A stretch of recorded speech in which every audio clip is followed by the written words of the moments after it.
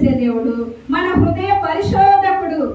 మన హృదయాన్ని ఎదుటి మనిషి చూసి మన హృదయం గురించి ఏమీ చెప్పలేదు, కానీ నీ హృదయం గురించి నీకున్న ఆలోచన యావత్తు, నీ పని పాటలు, నీకున్న సమస్యలు మొత్తం కూడా దేవుడికి ఎరుగులేదా?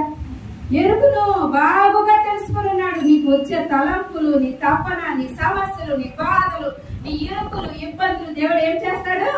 తీసివేయడానికి వచ్చాడండి. మన బాధలు తీసివేయడానికి దేవుడు వచ్చాడు. ఎంత అద్భుతమో చూడండి. ఆయన కలిగిన వాళ్ళమంటే ధన్యులమైపోతామంట. మన చేతి మనం ఏం చేస్తున్నాం ధన్యత ఉండదు. దేవుణ్ణి ముందు పెట్టుకున్నప్పుడు ఆయన మనం ఏం అడగనవసరం లేదంట.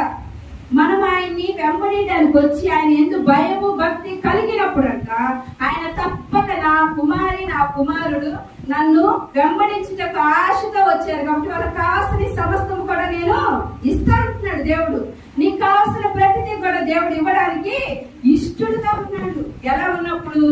ఆయన్ని భయము భక్తితో సేవించినప్పుడు నీకు కావాల్సిన సమస్తాన్ని కూడా దేవుడు అనుగ్రహిస్తాడు. ఫస్ట్ పాయింట్ భయము భక్తితో ఆయన మనము సేవించాలి. సెకండ్ పాయింట్ చూస్తే పూర్ణ ఆత్మతో పూర్ణ హృదయంతో ఆయన్ని మనము వెంబడించాలంట. మొదటి సమూయేలు గ్రంథము 12:20 చూడండి. మొదటి సమూయేలు 12:20.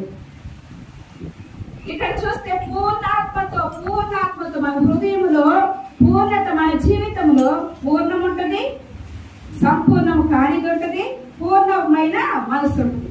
అంటే కొంచెం మనసుతో మనం సేవిస్తాం, కొంచెం మనసు మన ఇంటి దగ్గర, మన సమస్యల వైపు, మన ఇరుగు పొరుగు వారి వైపు